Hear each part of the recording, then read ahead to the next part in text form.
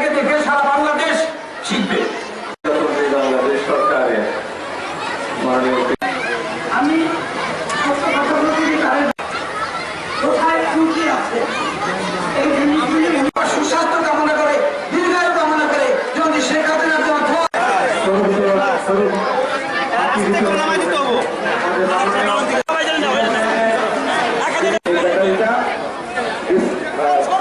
হয়ে যাবে এবং এটা পারফরমেন্স ক্ষতি হবে, সেজন্য এটাকে রেখে দিবেন।